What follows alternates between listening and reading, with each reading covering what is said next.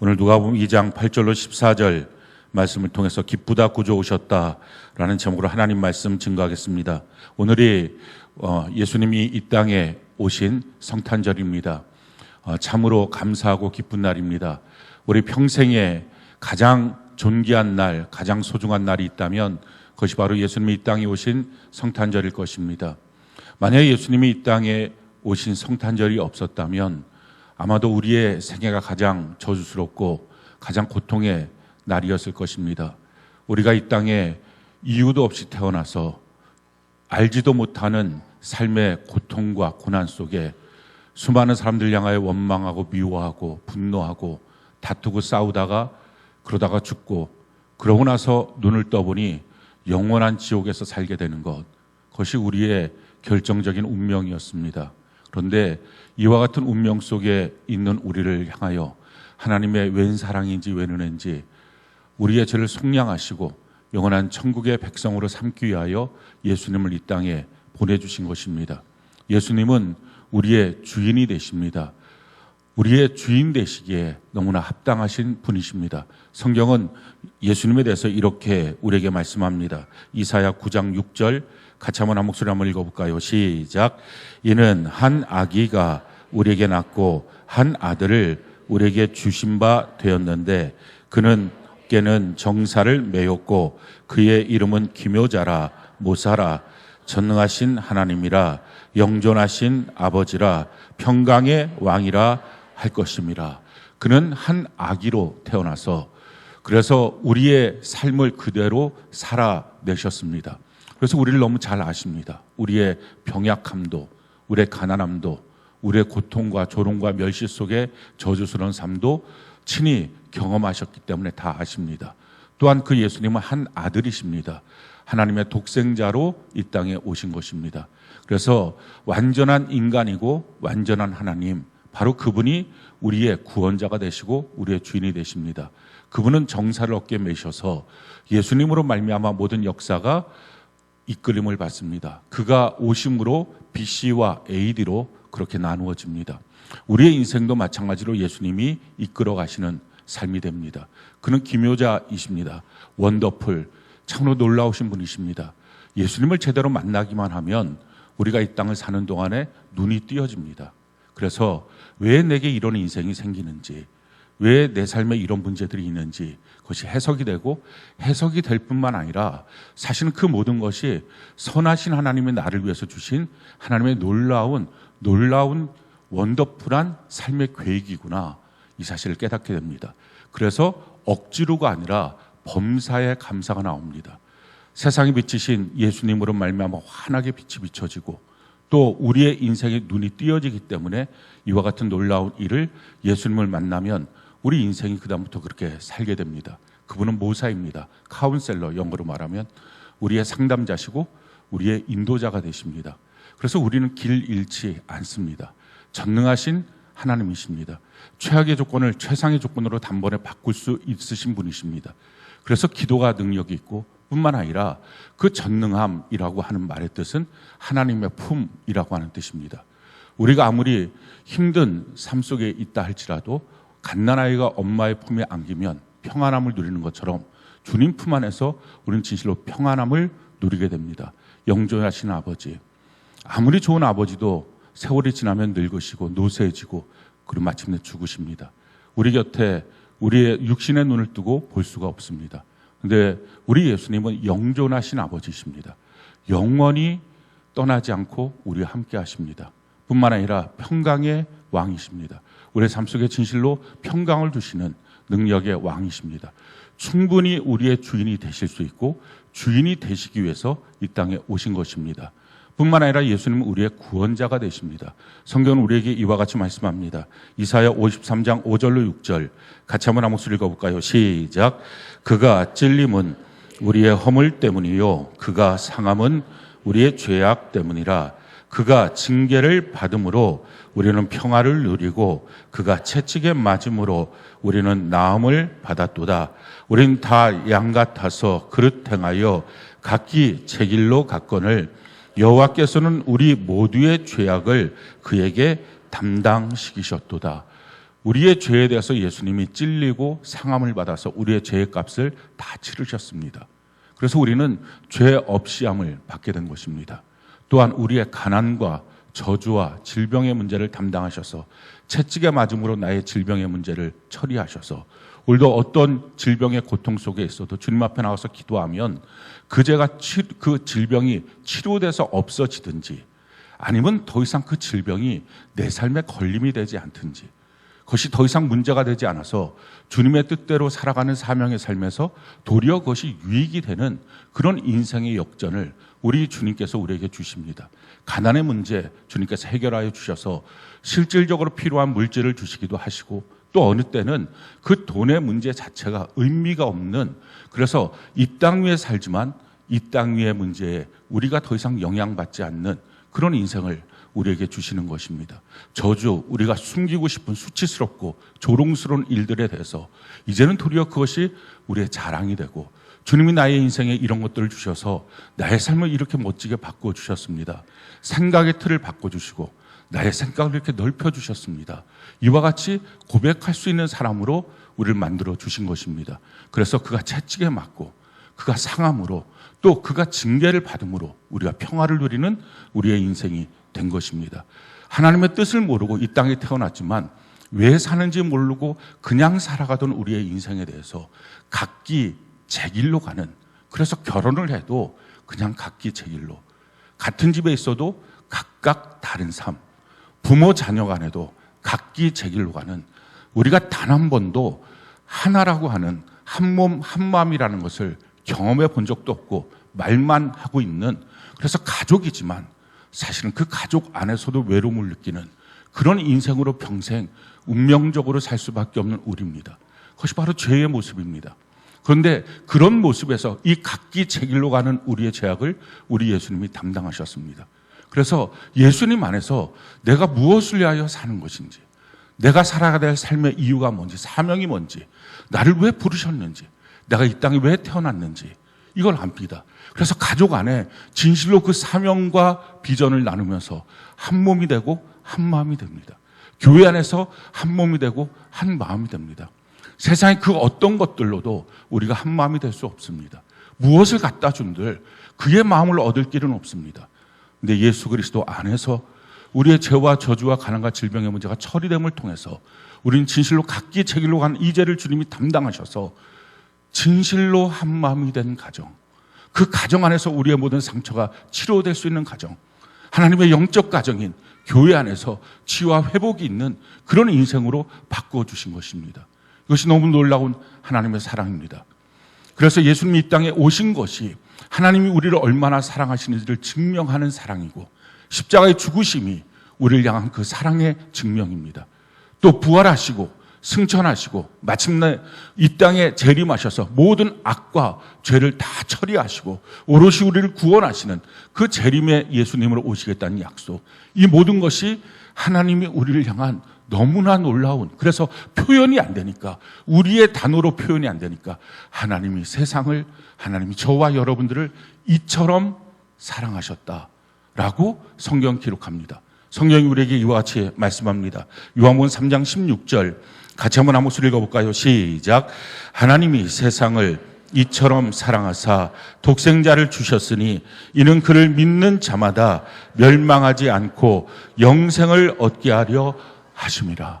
하나님이 세상을 이처럼 사랑하사 독생자를 주셨습니다.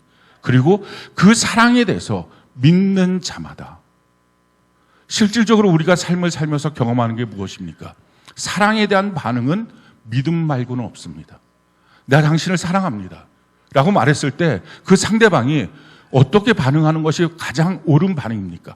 내가 그 사랑을 믿어요 라고 반응하는 것입니다. 만약에 내가 당신을 사랑합니다 라고 말했을 때 한번 당신이 나를 얼마나 사랑하는지 증명해 보세요. 그럼 뭘로 증명합니까? 가장 수준 낮은 증명이 뭘까요? 그게 지참금이에요. 정말 수준 낮은 나라에서, 수준 낮은 민족에서, 종족에서 횡행하고 있는 것이 지참금 제도입니다. 내가 당신을 얼마나 사랑하는지 돈으로 증명해 보일게요. 그리고 사실은 그렇게 하는 나라에서 그 여자들을 백주 대낮에 돌로 쳐 죽입니다. 말을 안 듣는다고 채찍으로 때려 죽입니다. 그게 사랑입니까? 가장 수준이 낮은 것. 당신의 사랑을 내가 알 수 있도록 증명해 보이세요. 그게 정말 수준 낮은 인생의 모습입니다. 사랑은 믿는 것입니다. 내가 당신을 사랑합니다. 라고 말할 때, 네, 제가 그 사랑을 믿어요. 그렇게 믿고 나면 그 다음부터 그 사랑은 증명됩니다. 믿고 나면 그 사랑 속에 살게 됩니다. 믿고 나면 그 사랑의 관계는 이루어지고, 그래서 사랑은 그 안에서 우리의 삶 속에 믿음으로 영광을 보이게 되는 것입니다. 여러분들의 결혼 생활이 다 어떻게 된 것입니까? 사랑합니다. 그것을 믿었기 때문에 이루어진 것입니다. 부모가 우리를 사랑한다는 말, 믿었기 때문에 부모를 안에서 그 사랑을 누리는 것입니다. 하나님 우리를 사랑하신다는 것, 예, 제가 믿습니다. 하나님이 세상을 이처럼 사랑하사 독생자를 주셨으니 이는 저를 믿는 자마다. 그러니 가장 어리석은 사람이 하나님의 사랑이 안 믿어져요. 이런 사람입니다.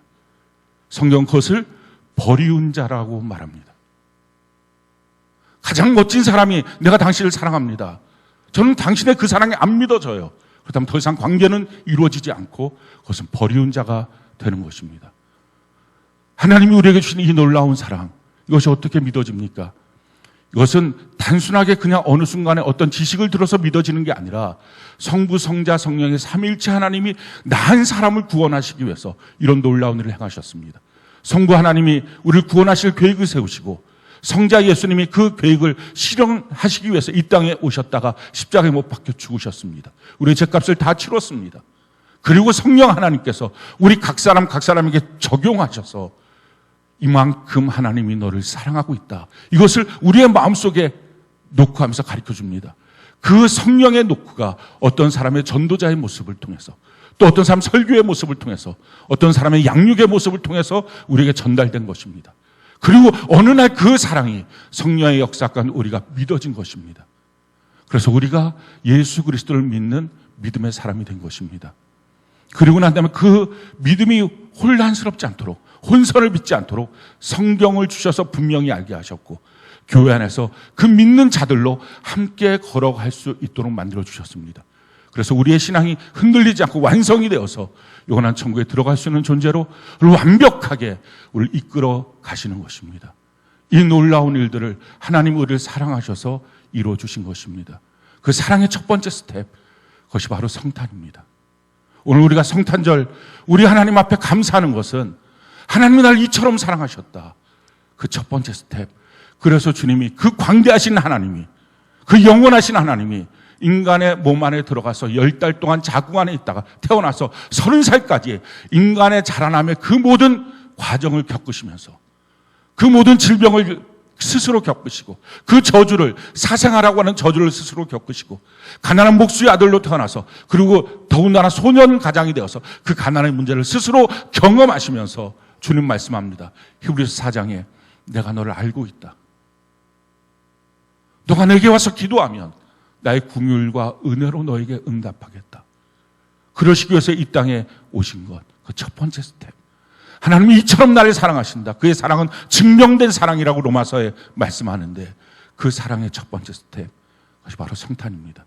그 사랑을 믿는 자들이, 그래서 우리가 이 시간 하나님께 나와서 하나님 제가 믿어요, 그래서 구원을 받았어요 하고 영광의 예배를 드리는 것입니다. 오늘 본문은 첫 번째 성탄절, 첫 번째 성탄의 이야기가 쓰여져 있습니다. 밤중에 들에서 목자들이 양떼를 치고 있었습니다. 그때 호련히 주의 영광의 광채가 비추고 천사들이 그 옆에 왔습니다. 그때 그 목자들이 이게 도대체 무슨 일이야 하고 놀래 있을 때 천사들이 말합니다. 놀라지 말라. 온 백성에게 미칠 큰 기쁨의 좋은 소식, 그래서 복음입니다. 복된 소식이라고 말해서 그 복음을 너희에게 전하노라. 너희를 위하여 구주가 나셨다. 곧 그리스도 주시느라. 그리스도란 말은 우리의 구원자가 된다는 말이고 우리의 주인 되신다. 우리의 구원자고 우리의 주인 되시는 그분이 너희를 위해서 나셨다. 이것이 온 백성에게 미칠, 모든 사람에게 미칠, 모든 세대에게 미칠 가장 큰 기쁨의 소식이다 라고 말씀합니다. 너희가 가서 강보에 쌓여 있는 아기, 근데 구유에 누워 있는 아기를 다윗의 동네 베들레헴에서 보게 될 것이다. 이것이 표적이다 라고 말씀합니다.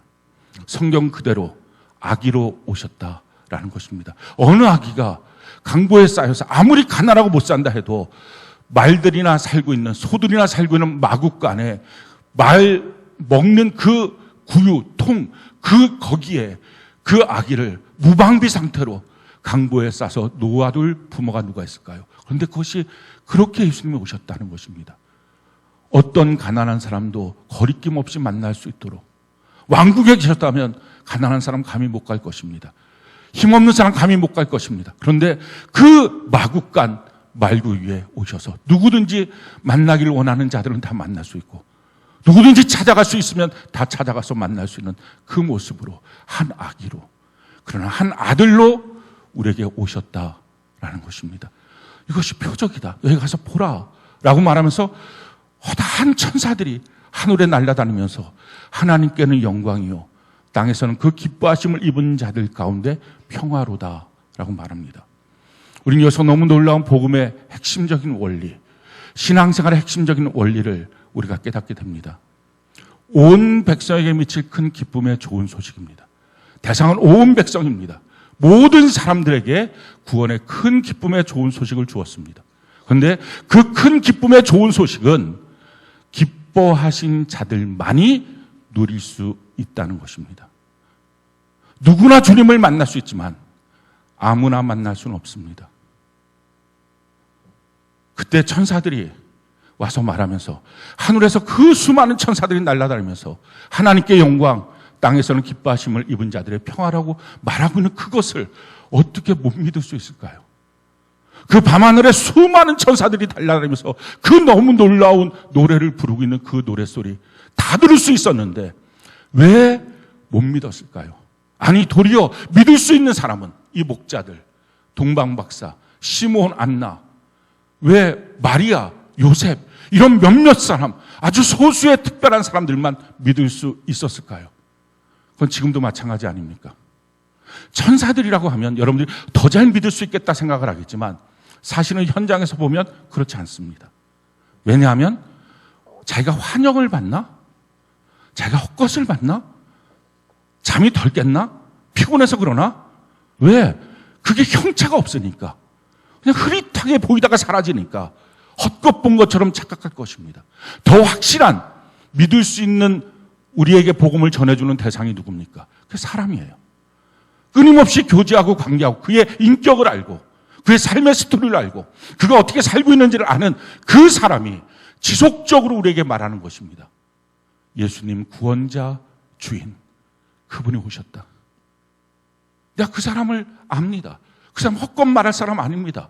헛된 소리 할 사람도 아닙니다. 그의 인격도, 그가 지나온 삶도, 그의 생활도 알고 있습니다. 그의 지식도 알고 있습니다. 그런데 그는 헛소리 할 사람이 아닌데 그렇게 말하는 것입니다. 그 한 번, 그게 아니라 지속적으로 그의 삶을 통해서, 그의 입술을 통해서 우리에게 말하고 있는 것입니다. 그런데도 못 믿는 사람들이 허다합니다. 그래서 성경은 말합니다. 모든 사람이 믿을 수 있는 복음이지만 기뻐하심을 입은 자들, 믿는 자들, 그들에게만 그것이 바로 평강이다. 준비된 자들, 그들에게만 이것이 복음이 된다라는 것입니다. 이것이 기독교 신앙의 핵심이에요.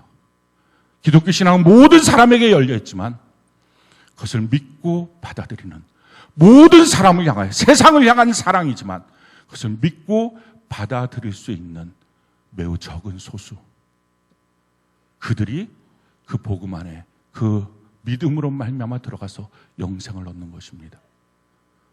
그래서 이 성탄절도 사실 아무나 와서 기뻐하고 예배드리는 게 아니라, 그래서 세상 사람들 성탄절 흥겨워야 된다고, 그래서 이런 말들을 하지 않습니까? 성탄 분위기가 있다 없다. 성탄 분위기가 어디 있습니까? 첫 번째 성탄절이었던 이때 무슨 성탄 분위기가 있었을까요? 어쩌면 처절한 출산의 모습, 가난한 그 모습들이 그냥 그대로 노출되어 있었을 때의 모습입니다. 성탄 분위기가 아니라 믿음이 있는가? 그저 흥겨운 게 아니라 진짜 이 믿음이 있는가? 믿음이 있는 준비된 자들의 평강입니다. 교회도 나와서 앉아있다고 다 천국 가는 게 아니라, 주의 백성이 아니라, 성경에 대해서 알고 있는 지식이 백성이 아니라 대제사장 서기관들이 다 알고 있었지만 그들은 구원받지 못했던 것처럼 오직 그 사랑을 믿음으로 받아들인 사람들, 가장 연약한 가장 가난한 목자들이라 할지라도 그것을 받아들였던 그 사람들, 그들이 바로 성탄의 주인공 되신 예수님을 만난 주님과 함께 동행하고 천국까지 갈 수 있는 은혜의 백성이 된 것입니다. 우리가 한 가지 더 기억해야 될 것은 동방박사라든지 또는 시므온, 안나, 마리아 이런 사람들은 성탄 전에 준비했던 사람들입니다. 그래서 동방박사 그 많은 수고를 갖고 몇 달 전서부터 헌신을 갖고 주님께 나왔습니다. 그리고 예수님을 만났죠. 시므온, 안나 얼마나 긴 세월인지 모르겠지만 안나 같은 경우 거의 70년 이상의 세월을 그렇게 오직 예수님 앞에서 자기의 생애를 드리고 마음을 드렸던 그 사람. 시므온 의롭고 경건하게 살려고 그렇게 애쓰면서 자기의 인생을 주님 앞에 드리기 위해서 살았던 사람. 마리아 평생의 사생활을 낳았다는 불결한 여인이라고 하는 그 오명을 뒤집어 쓰고서라도 주의 말씀대로 되리이다 믿음으로 선포했던 그 여인. 다 준비됐던 여인입니다. 준비됐던 사람들입니다. 그런데 이 목자는 아무런 준비가 없이 성탄을 맞이했어요. 사랑하는 성도 여러분, 어쩌면 여러분들 가운데서도 미리 믿음을 준비했던 사람들이 있었을 거예요. 수고와 헌신을 준비했던 사람들이 있었을 것입니다. 그런데 너무 안타깝게도 아무런 준비도 없이 아무런 생각도 없이 턱하니 성탄절 예배를 지금 드리고 있는 분들도 있을 것입니다. 그러나 그분들이라고 해서 예수님은 못 만나지 않습니다. 오늘 목자들이 전혀 준비 없이 그 들에 그냥 있었는데 예수님을 만난 거예요. 그것도 가장 첫 번째, 동방박사보다 더 먼저 예수님을 만나는 사람들이 됐습니다. 과연 그들은 어떻게 해서 예수님을 만날 수 있었을까요? 오늘 성경 통해서 우리가 세 가지 모습을 보게 됩니다. 첫 번째, 그들이 예수님을 만날 수 있었던 모습, 우선순위였어요. 성경이 이와 같이 말합니다. 우리 15절, 17절, 15절부터 17절까지 우리 같이 한번 한 목소리 한번 읽어볼까요? 자, 시작. 천사들이 떠나 하늘로 올라가니 목자가 서로 말하되 이제 베들레헴으로 가서 주께서 우리에게 알리신 바 이 이루어진 일을 보자 하고 빨리 가서 마리아와 요셉과 구유에 누인 아기를 찾아서 보고 천사가 자기들에게 이 아기에 대하여 말한 것을 전하니. 우리가 주목되는 두 가지 단어가 있습니다. 15절에 보니까 이루어진 일을 보자. 천사들이 말한 그 말들이 정말 됐는지 가서 보자. 두 번째 우리가 집중하는 단어는 16절 빨리 가서라는 것입니다. 첫 번째 가서 보자라는 것입니다. 신앙생활은 덮어놓고 믿는 게 아닙니다. 우리에게 누군가 전해준 설교의 말씀이 있을 것입니다. 지금 이 시간에도 설교의 말씀이 선포되고 있죠. 또 어떤 때는 누군가의 양육자에서 전도자에서 우리가 들은 말들이 있을 것입니다. 간증을 통해서 들은 말들도 있을 것입니다. 그런데 그거를 갖고서 그래 하고 넘어가면 아무 소용이 없습니다. 이게 진짜인지 보자, 확인해야 된다는 것입니다. 신앙생활은 확인하고 검증하고 믿는 것입니다. 자, 무엇으로 확인하고 검증하고 믿을까요? 세상에 가장 확실한 근거를 갖고서 믿어야 되겠죠. 우리 영혼에 관련된 거니까 변치 않는 근거를 갖고 믿어야 되겠죠. 성경보다 더 확실하고 변치 않은 근거가 어디 있을까요?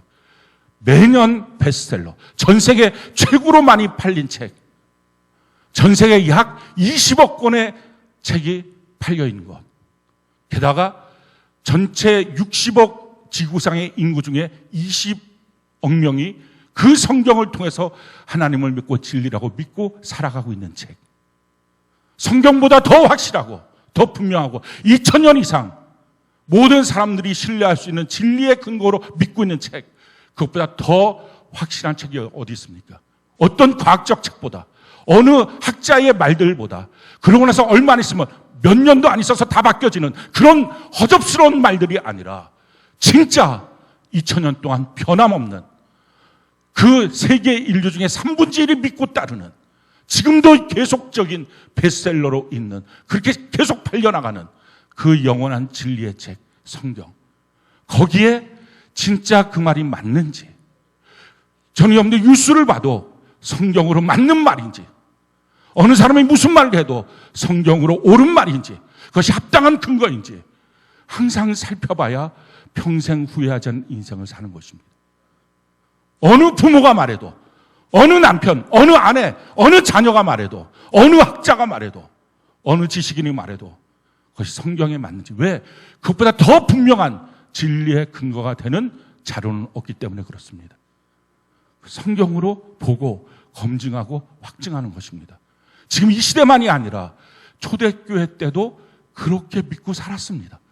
성경은 우리에게 이와 같이 말합니다. 사도행전 17장 11절 같이 한번 한 목소리 한번 읽어볼까요? 시작. 베레아에 있는 사람들은 데살로니가에 있는 사람들보다 더 너그러워서 간절한 마음으로 말씀을 받고 이것이 그러한가 하여 날마다 성경을 상고함으로. 어떤 말을 받았을 때 심지어 그들이 들었던 말은 사도 바울의 설교였습니다. 그 예언의 말씀을 듣고 나서도 정말 그러한가 하여 성경을 상고했다라는 것입니다. 검증된 것. 여러분들의 신앙은 날마다 검증되고 있습니까? 여러분들이 믿고 있다라고 말하는 바로 그것. 신앙은 이런 거 아니야? 구원은 이런 거 아니야? 또 자기가 알고 있는 어떤 지식들 이런 거 아니야? 라고 하는 말들 성경으로 검증된 것입니까? 검증되지 않은 것은 아무 가치도 없습니다.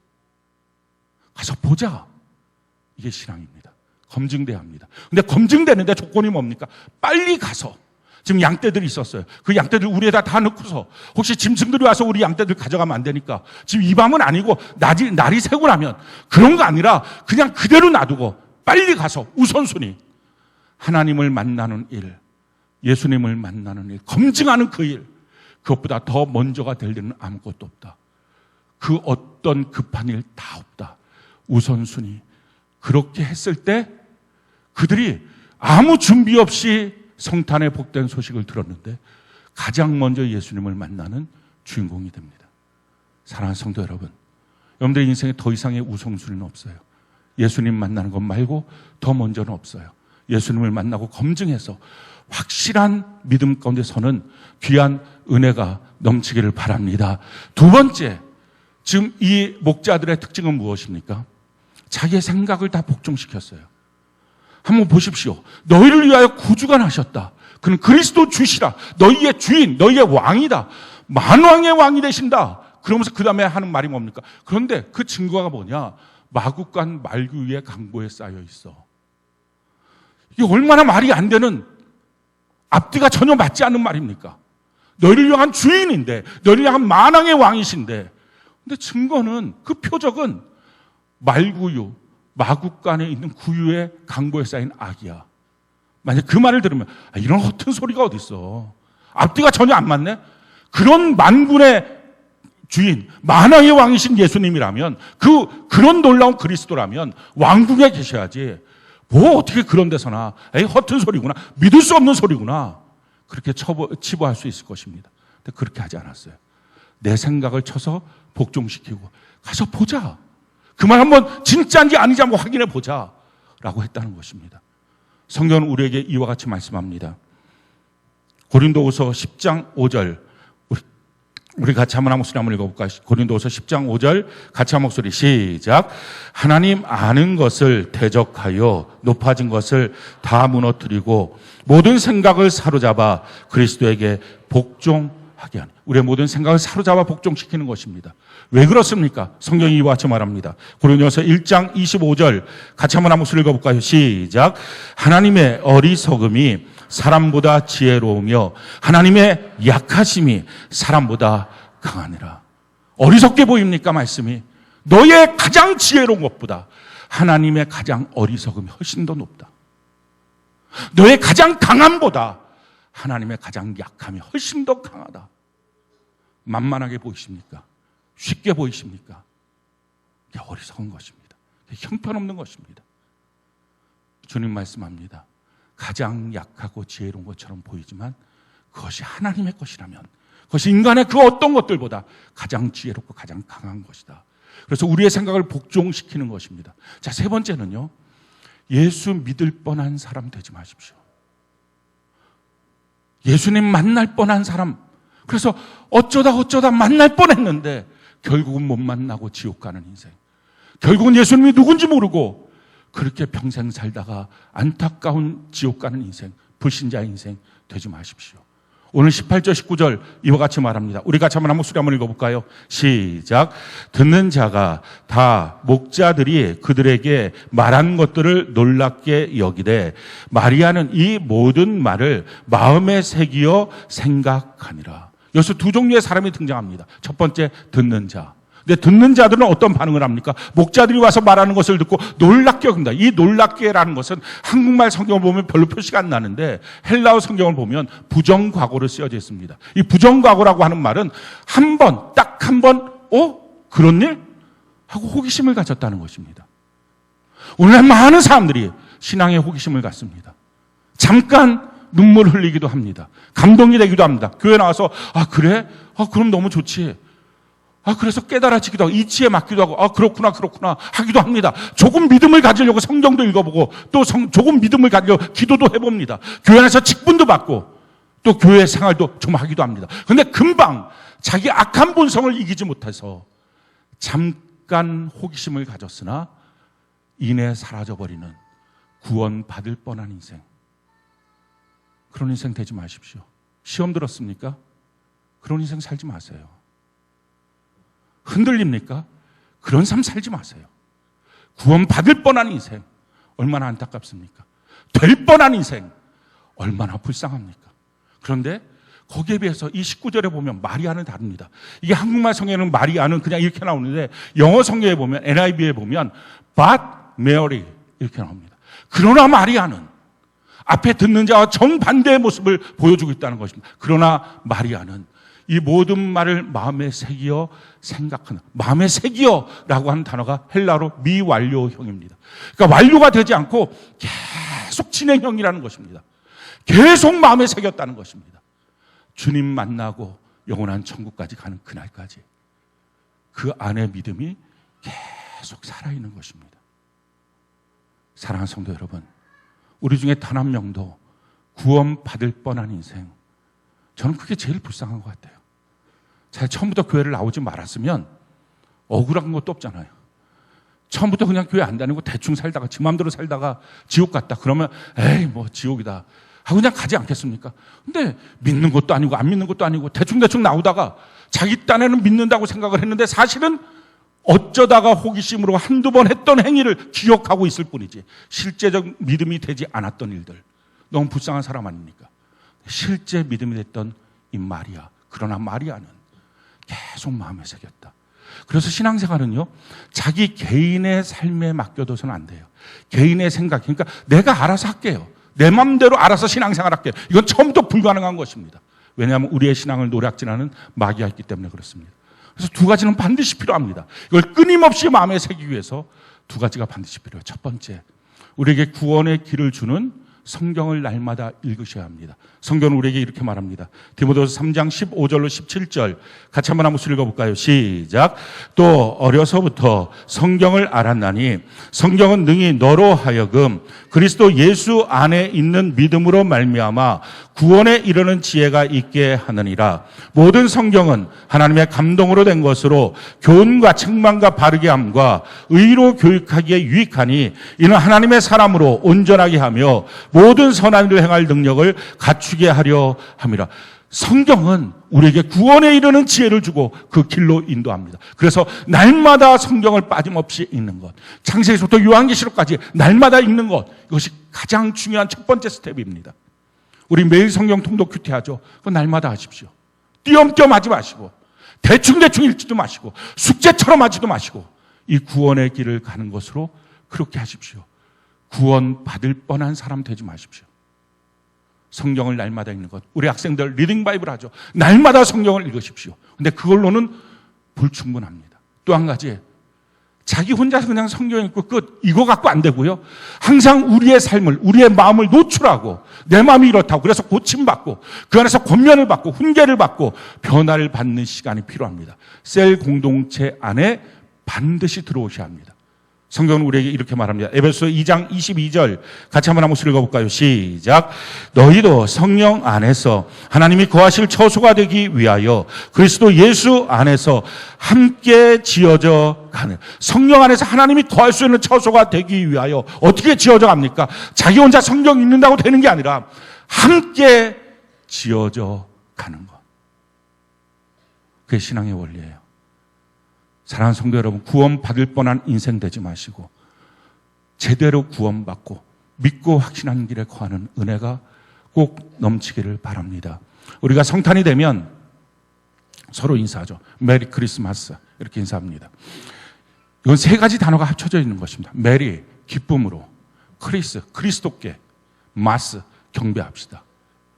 그러니까 메리 크리스마스는 기쁨으로 그리스도께 경배합시다 하는 뜻입니다. 근데 사실은 그것은 성탄절에만 할 인사가 아니라 우리 평생에 모든 사람들에게 우리가 해야 될 인사입니다. 당신도 기쁨으로 그리스도께 경배하십시오. 정말 예수를 믿고 그 주님 안에서 그 기뻐하심을 입은 자가 되어서, 준비된 자가 되어서, 믿는 자가 되어서, 그 사랑을 받아들인 자가 되어서 평생 하나님을 경배하는 자로 살아가는 그 복이 당신에 꼭 있으면 좋겠습니다. 이 마음이 바로 메리 크리스마스 이 인사입니다. 우리 그 마음을 갖고 혹시 이 안에서도 아직 구원받을 뻔한, 그런데 오늘 정말 구원의 길을 들어설 은혜의 사람이 있을 수도 있으니까 기쁨으로 한 4분 정도 동서남북 향하여 인사합시다. 메리 크리스마스 우리 인사합시다.